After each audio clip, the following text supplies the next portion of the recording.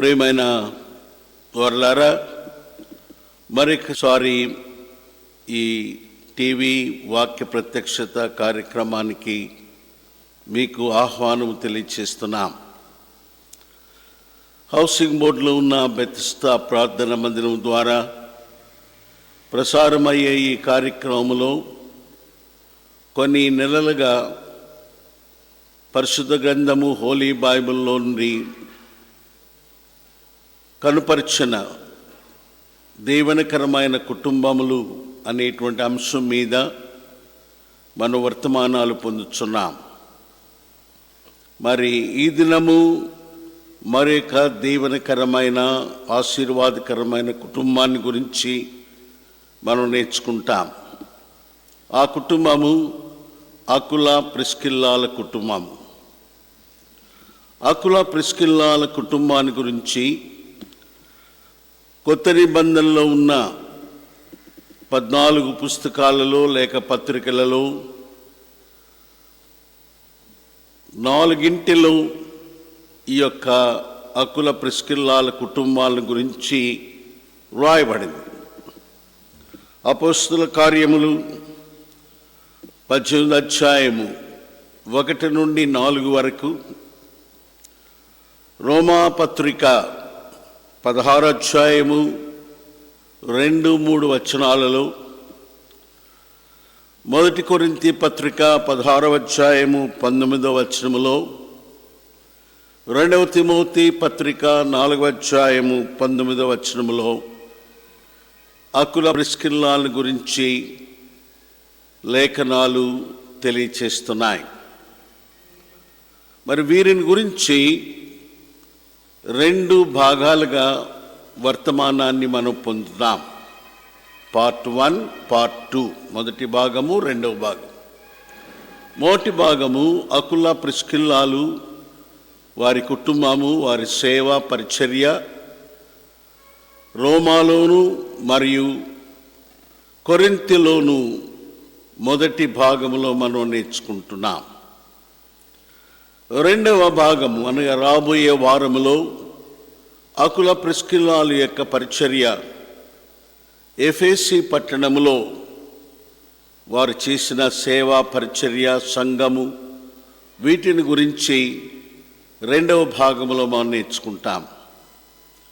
మరి అకుల ప్రిస్కిల్లాలు యూదులని దేవుని వాక్యంలో మనం చూస్తున్నాం. 18వ అధ్యాయము అపోస్తల కార్యములో 1వ వచనములో యూదుడు అనగా అకులను ఒక యూదుడు, అతని భార్య అయిన ప్రిస్కిల్లా. ప్రియులారా, వీరిని గురించి 18వ అధ్యాయంలో అకులా ప్రిస్కిల్లా అనేటువంటి వారు భార్యాభర్తలు, వారి పేర్లు 3 పర్యాయములు 18వ అధ్యాయంలో చెప్పినట్టుగా మనం చూస్తున్నాం. 18వ అధ్యాయంలో మరి 1వ వచనములో అకుల ప్రిస్కిల్లా అని చదువుతాం.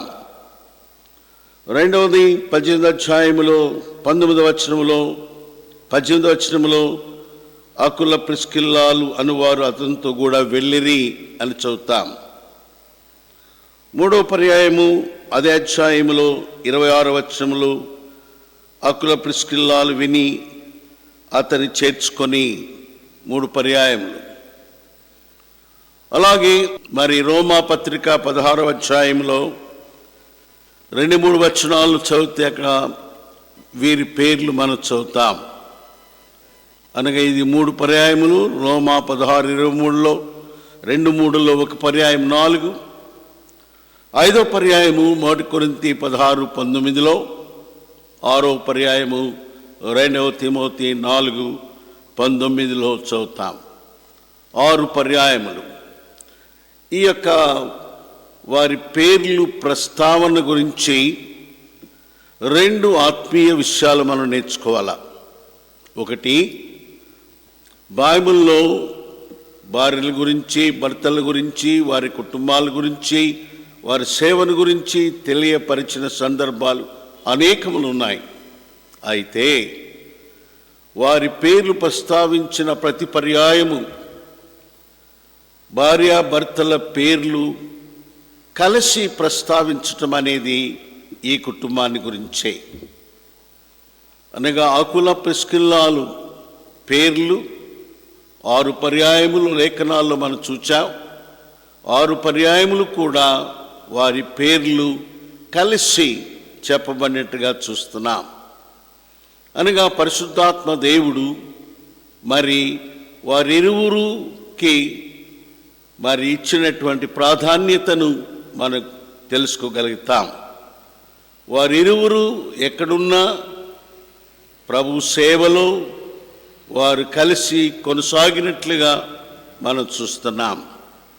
రెండవది, మొదటి పర్యాయము పరిచయము చేయబడినప్పుడు అపోస్తల కార్యం 18 మొదటి వచనములో మొదట అకులా యూదుడని ఆయన భార్య ప్రిస్కిల్లా అని చెప్పబడింది. అనగా పురుషుడు స్త్రీ పేర్లు ఒకరి తర్వాత ఒకరు. ఆ తర్వాత చూస్తే మరి 18లోని అదే అధ్యాయములో మరి 2 పర్యాయములు చెప్పబడింది. మరి ఆ పర్యాయంలో మనం చూస్తే ప్రిస్కిల్లా అకులని రాయబడింది.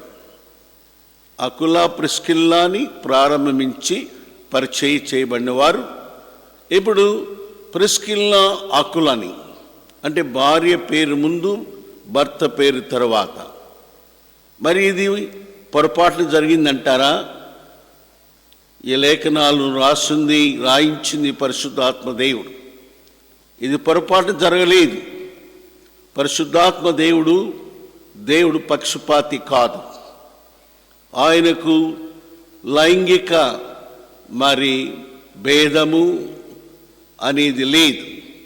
పురుషుడైనా స్త్రీ అయినా మరి దేవుని దృష్టిలో మరి సమానమైన వారుగా మనం చూస్తాం. కాబట్టి మరి బాధ్యతలు వేరు, మరి పనులు వేరైనప్పటికీ వారు చేసే పరిచర్యను బట్టి, వారి సమర్పణను బట్టి, సేవను బట్టి ఎవరు అధికమైనటువంటి సమర్పణలో ఉంటారో, ఎవరు ప్రభు కొరకై మరి దేవుని ప్రేమిస్తూ ముందుకు సాగుతుంటారో పరిశుద్ధాత్మ దేవుడు వారికి ప్రథమ స్థానం ఇచ్చేవాడుగా మనం చూడగలం.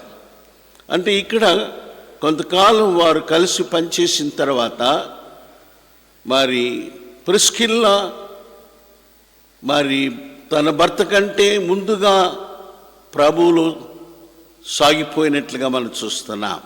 కనుకనే పరిశుద్ధాత్మ దేవుడు ఇక్కడ ప్రిస్కిల్లా అకులా అని రాసినట్టుగా మనం చూడగలం. చాలా ప్రాముఖ్యమైనది. వీరిరువురు అంత గొప్ప సేవ చేయటానికి కారణం ఏంటంటే మరి స్త్రీ భార్య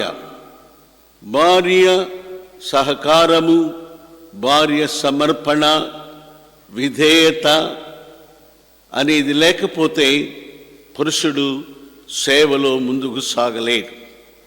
ఒకవేళ సాగినా అది అంత మంచి సాక్ష్యం ఉండదు, అది అంత ఫలభరితముగా ఉండదని మనం నేర్చుకుంటాం. కాబట్టి ప్రియులారా, ఇది చాలా దీవించబడిన కుటుంబంగా బైబిల్లో మనం అనేకమైన విషయాలు వీని గురించి మనం నేర్చుకోవచ్చు. తర్వాత బైబిల్ ఏం చెప్తుందంటే, యూదులైన వీరు రోమాలో నివసించుచున్నట్లుగా మనం చూస్తాం. ఆ మాట రాయబడింది. యూదులందరూ 2వ వచనంలో రోమాను విడిచి వెళ్ళవలనని క్లౌదీయ చక్రవర్తి ఆజ్ఞాపించినందున వారు ఇటలీ నుండి క్రొత్తగా వచ్చిన వారు. ప్రియులారా గమనించండి, వీరు ఇటలీలో ఉన్నారు. మరి వీరు యూదులైంది రోమాలో నివసించుచున్నట్టుగా వాక్యం చెప్తుంది. ఎందుకంటే మరి రోమా సామ్రాజ్యపు చక్రవర్తి అయినటువంటి క్లౌదీయ యూదులు రోమాను విడిచి వెళ్ళవలనని ఆజ్ఞ ఇచ్చాడు. అందుకొని ఈ అకుల ప్రిస్కిల్లాలు యూదులు గనక వారు ఇటలీని విడిచి, ఇటలీ అంటే రోము ఉండే ప్రదేశం ఇటలీని విడిచి వారు కొరింథీకి వచ్చి అక్కడ నివసించినట్టుగా మనం చూస్తాం. కనుక మరి ఇక్కడ మనం నేర్చుకునేటువంటి మరి ఒక ఆత్మీయమైన సత్యం ఏంటంటే, దేవుని బిడ్డల జీవితాలలో ఏది కూడా మరి దేవుని అనుమతి లేకుండా జరగదు. దేవుడు తన సంకల్పమును నెరవేర్చుకునే దానికి మాత్రమే అవి పరిస్థితులను అలాగ తీసుకొస్తాడు. కాబట్టి రోమా నుండి కొరింథీకి అకుల ప్రిస్కిల్లాలు తీసుకురావాల్సిన అవసరత దేవుని ఏర్పాట్లో ఏమున్నదంటే, పౌలు తన 2వ సువార్త ప్రయాణములో ఏథెన్సు నుంచి కొరింథీకి వచ్చినట్టుగా మనం చూస్తాం. అక్కడ రాయబడింది మొదటి వచనంలో, పౌలు ఏథెన్సు నుండి బయలుదేరి కొరింథీకి వచ్చాడు. ఇప్పుడు బాగా గమనించాలా, 1 రోమా నుండి అకుల ప్రిస్కిల్లాలు రోమా విడిచి వారు కొరింథీకి వచ్చారు. పౌలు తనతో ఉన్నవారు సువార్త బృందము తమ 2వ సువార్త ప్రయాణములో ఏథెన్సు నుండి కొరింథీకి వచ్చారు. ఇప్పుడు పౌలు అకుల ప్రిస్కిల్లాలు ఒకే వృత్తి కలిగిన వారని వాక్యం చెప్తుంది. వారు డేరాలు కుట్టువారని 3వ వచనం రాయబడింది. వారు వృత్తికి డేరాలు కుట్టువారు. పౌలు కూడా అదే వృత్తిలో ఉన్నారు కనుక వారు కలిసి కాపురం ఉన్నారు, కలిసి పనిచేయుచున్నారని రాయబడింది. దేవుని యొక్క ఏర్పాటు ఏంటంటే, మరి కొరింథీ నుండి తర్వాత సువార్త ప్రయాణములో పౌలు పరిచర్యలో అకుల ప్రిస్కిల్లాలు కలిసి ముందుకు సాగినట్టుగా మనం చూస్తున్నాం. ఇంకో విషయం కూడా మనం ఇక్కడ నేర్చుకోవాలి. అసలు అకుల ప్రిస్కిల్లాలు రోమాలో ఉన్నప్పుడు వారు ఎలాగా ప్రభునందు విశ్వాసంలోకి వచ్చారు అనేది కూడా తెలుసుకోవాలి. మరి అక్కడికి సువార్థికులు ఎవరు వెళ్ళలేదు. పౌలు అంతవరకు రోమాకు వెళ్ళలేదు. మరి అక్కడ ఎలాగా ప్రజలు ప్రభునందు విశ్వసించారు అని చూస్తే మనకు ఒక ఆధారం ఉంది.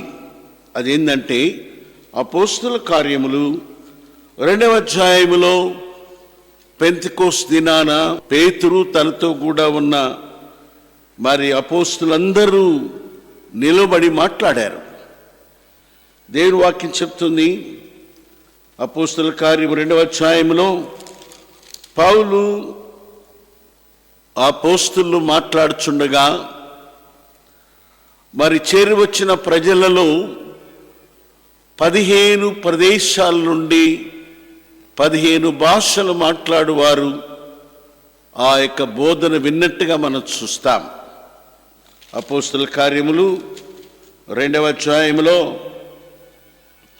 ఆ కాలమందు ఆకాశము కింద ఉండు ప్రతి జనములోనూ భక్తి గల యూదులు యెరూషలేములో కాపురముండిరి.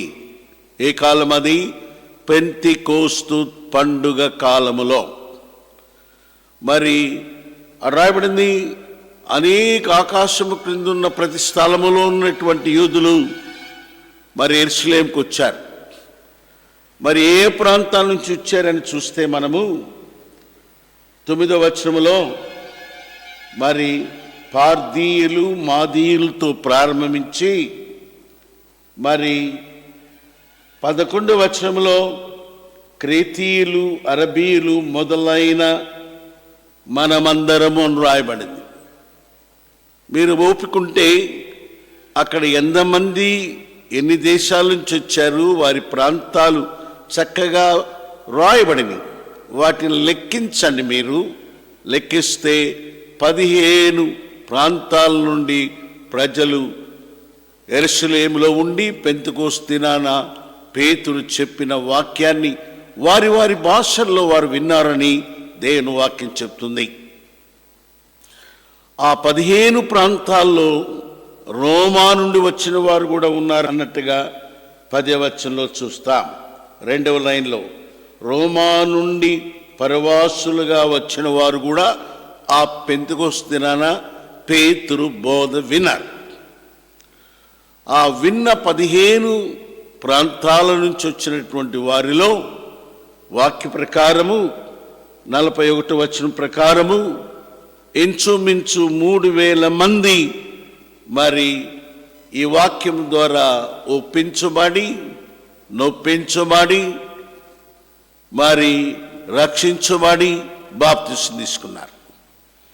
కాబట్టి రోమా నుండి వచ్చిన వారు ఆ 3000 మందిలో ఉన్నారు అని మనం అర్థం చేసుకోవచ్చు. ఇప్పుడు వారు మరలా పండుగ దినాలు అయిన తర్వాత మరలా రోమాకి వెళ్ళిపోయినారు.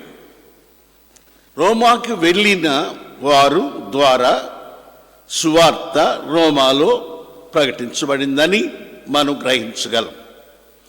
తద్వారా అనేకులు సువార్తను నమ్మారు, ప్రభునందు విశ్వాసం ఉంచారు. వారిలో అకుల ప్రిస్కిల్లాలు కూడా ఉండి ఉండవచ్చు అని మనము మరి గ్రహించవచ్చు. అయితే లేఖనాల్లో అవి ఎక్కడ కూడా చెప్పబడలేదు. కనుక అకుల ప్రిస్కిల్లాలు రోమాలో ఉన్నప్పుడే పెంతెకొస్తు పండుగ దినాన వాక్యం విన్నవారు వెళ్ళి ఆ ప్రాంతంలో ప్రభు సువార్త చెప్పుట ద్వారా వారు విని విశ్వసించి అక్కడ ఉంటూ వచ్చారు. క్లౌదియ చక్రవర్తి యూదులను వెళ్ళిపోమంటే వీరిరువురు రోమాను విడిచి కొరింథీకి వచ్చారు. కాబట్టి కొరింథీకి వచ్చిన వీరిద్దరూ మరి పౌలుతో పరిచయం ఏర్పడింది. కనుక గమనించండి, మరి పౌలు ద్వారా వారు దేవుని వాక్యమును పూర్తిగా నేర్చుకున్నారు. దేవుని వాక్యం చెప్తుంది వారిద్దరూ కలిసి ఉన్నారు.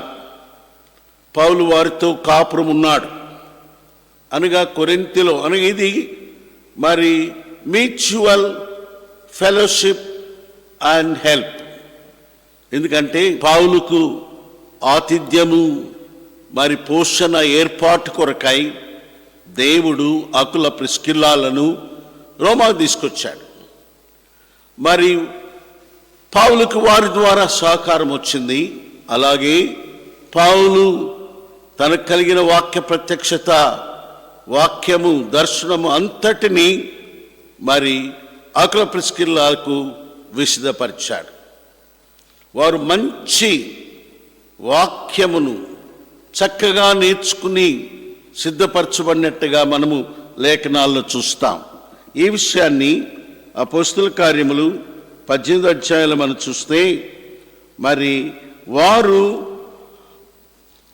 అపోల్లోకు దేవుని వాక్యమును పూర్తిగా విశదపరిచినట్టుగా రాయబడింది. అక్కడ 24వ వచనములో అపోస్తలుల 18 ఆయన విద్వాంసుడు, లేఖనాల్లో ప్రవీణుడు, అట్టి వ్యక్తికి 26వ వచనములో అకుల ప్రిస్కిల్లాలు దేవుని మార్గమును అనగా దేవుని నూతన నిబంధన క్రీస్తు మార్గమును గురించి పూర్తిగా విశదపరిచారు. అనగా అంత విద్వాంసుడు ప్రవీణునికి మరి దేవుని మార్గమును వాక్యమును పూర్తిగా విశదపరిచేటువంటి స్థితిలో అకుల ప్రిస్కిల్లాలు తర్బీదు పొందారు. ఎవరి ద్వారా? కొరింథీలో పౌలుతో వారు ఉండడం ద్వారా. ఇక్కడ గుర్తించండి, మరొక ఆత్మీయ సత్యం నేర్చుకుంటాం. ప్రియులారా, మరి కొరింథీలో అకుల ప్రిస్కిల్లాలు మరి పౌలు కలిసి పనిచేస్తున్నట్టుగా లేఖనాలు తెలియజేస్తున్నాయి. వారు వృత్తిలో ఒకే వృత్తి గలవారు గనక వారు కలిసి పని చేయుచుండేది. అనగా వృత్తిలో జత పనివారు, డేరాలు కుట్టేవారు, ప్రొఫెషనల్ కోవర్కర్స్.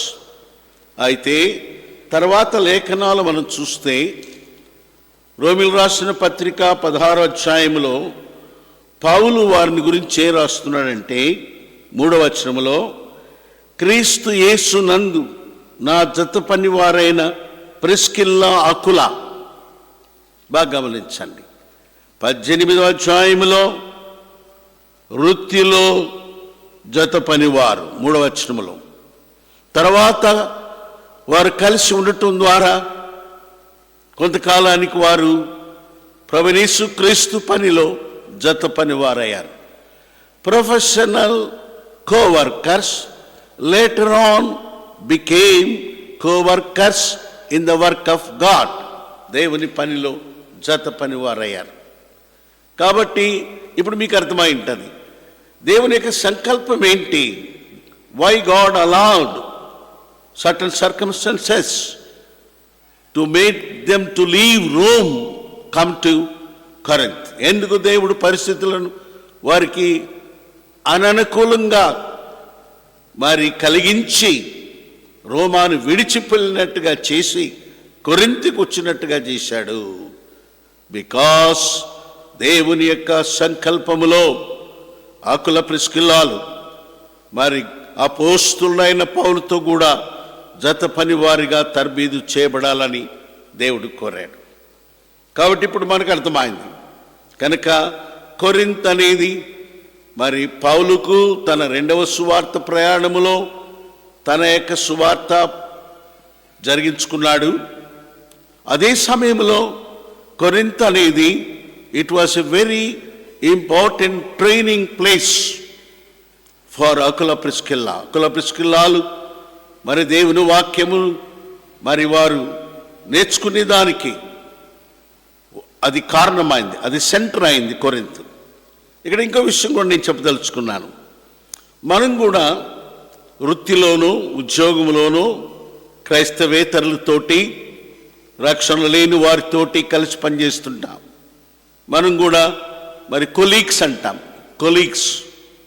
కొలీగ్స్ ప్రొఫెషనల్ ఉద్యోగ రీత్యా కలిసి పనిచేస్తున్నాం. అయితే ఉద్యోగరీత్యా కలిసి పనిచేసిన సందర్భాలు వచ్చినప్పుడు మనతో కలిసి పనిచేసే వారికి సువార్తను ప్రకటించి వారిని ప్రభువులోకి నడిపించటం అనేది చాలా అవసరముగా ఈ లేఖన భాగాల నుంచి మనం నేర్చుకుంటున్నాం. పౌలు డేరాలు కుడుతున్నాడు, ఎదురుగా భార్యాభర్తలు వారు డేరాలు కుడుతున్నారు, ఒకే వృత్తి కలిసి పనిచేస్తున్నారు. డేరాలు కుడుతూనే పౌలు వారికి మరి ప్రభుని గురించి, రక్షణ గురించి, దేవుని వాక్యమును గురించి వివరిస్తూ ఉన్నాడు. కనుక మన బాధ్యత మరి మనతో కలిసి పనిచేసే వారికి మరి దేవుని వాక్యమును సువార్తను అందించడం అనేది చాలా అవసరముగా మనం గుర్తిస్తున్నాం. ఇంకో విషయం కూడా ఇక్కడ నేను చెప్తున్నాను. కొరింథీలో నుంచి మరి వారు మరి ఎఫెసుకి వెళ్ళిపోయినారు. తర్వాత పౌలుతో కూడా పౌలు వారిని తీసుకొని ఎఫెసుకి వచ్చి ఎఫెసులో ఉంచాడు వాళ్ళని. ఆ తర్వాత మరి ఏమైందో మనకు తెలియదు. కానీ కొరింథీలో అకుల ప్రిస్కిల్లాల ఇంటిలో సంఘం ఉన్నట్టుగా లేఖనాలు చెప్తున్నాయి. కొరింథీకి రాసిన మొదటి పత్రిక 16వ అధ్యాయములో పౌలు అంటున్నాడు, 19వ వచనంలో అండి, 1 కొరింథీ 16:19, అకుల ప్రిస్కిల్లా అనువారును వారి ఇంట ఉన్న సంఘమును ప్రభువునందు మీకు అనేక వందనములు చెప్పుచున్నారు. ఈ పత్రిక పౌలు రాస్తున్నాడు. ఇది రాసేటప్పుడు అకుల ప్రిస్కిల్లాలు మరి పౌలుతో కూడా ఉన్నట్టుగా మనం చూస్తున్నాం. అంటే ఈ పత్రికను పౌలు ఎక్కడి నుంచి రాశాడు? ఎఫెసీ నుంచి రాశాడు. ఎఫెసీలో పౌలు 3 సంవత్సరాలు సేవలో ఉన్నట్టుగా అపోస్తుల కార్యములు 20వ అధ్యాయములో మనం చూస్తాం. అపోస్తుల కార్యములు 20వ అధ్యాయములో 3 సంవత్సరాలు ఎఫెసీలో ఉండి పరిచర్య జరిగించినట్టుగా 31వ వచనం. అపోస్తుల కార్యం 20:31లో 3 సంవత్సరములు రాత్రింబవళ్ళు కన్నీళ్లు విడుచుచు ఎఫెసీ పెద్దలతో చెప్పిన మాట. కాబట్టి ఎఫెసీలో పౌలు 3 సంవత్సరాలు పరిచర్య చేసే దినాలలో అకుల ప్రిస్కిల్లాలు మరి వాళ్ళతో కూడా ఉన్నారు. మరి ఆయన రాస్తున్నాడు మరి కొరింథీయులకు రాసిన పత్రిక 16వ అధ్యాయంలో అకుల ప్రిస్కిల్లాకును మరి వారి ఇంట ఉన్న సంఘమును మీకు వందనములు చెప్తున్నాడు అని రాస్తున్నాడు. అంటే అకుల ప్రిస్కిల్లాలు ఎఫెసీలో సంఘాన్ని ఏర్పాటు చేసుకున్నారు. మళ్ళా చదువుతున్నాను, అకుల ప్రిస్కిల్లారు వారి సంఘము ప్రభునందు మీకు అనేక వందనములు చెప్తున్నారు అంటే అర్థం బాగా గమనించండి. కొరింథీ పత్రిక ఎఫెసీ నుంచి రాశాడు. ఎఫెసీలో అకుల ప్రిస్కిల్లాలు వందనాలు చెప్తున్నారు అన్నాడు. అకుల ప్రిస్కిల్లాల ఇంటిలో సంఘం ఉంది, వారు కూడా మీకు వందనాలు చెప్తున్నారు అని రాస్తున్నాడు. ఇంట ఉన్న సంఘమును మీకు వందనాలు అంటే మరి వీరు సంఘ పరిచర్యలో మరి ఎంత బాధ్యత వహించారో మనం చూస్తాం. ఇంకోటి కూడా చూద్దాం. రోమీయులకు రాసిన పత్రిక 16వ అధ్యాయములో మనం చూస్తే 4వ వచనములో వారి ఇంట ఉన్న సంఘమునకును వందనములు చెప్పుడి. రోమాలో సంఘం ఏర్పడింది. రోమాలో అకుల ప్రిస్కిల్లాల ఇంటిలో సంఘం ఏర్పడింది. అంతేకాదు 3వ సంఘము వారి ద్వారా ఏర్పడింది. 2వ తిమోతి 4వ అధ్యాయము 19వ వచనం చదివితే పౌలు అంటున్నాడు, తిమోతి 2వ తిమోతి 4:19 మనం చూస్తే ప్రిస్కిల్లా అకులకు మరి నా వందనాలు చెప్పంటున్నాడు. అంటే తిమోతి ఇప్పుడు ఎక్కడున్నాడు? అపోస్తలుడైన పౌలు తిమోతికి రాస్తున్నాడు. తిమోతిని పౌలు ఎఫెసీలో ఉంచొచ్చాడు, కాపరిగా ఉంచాడు.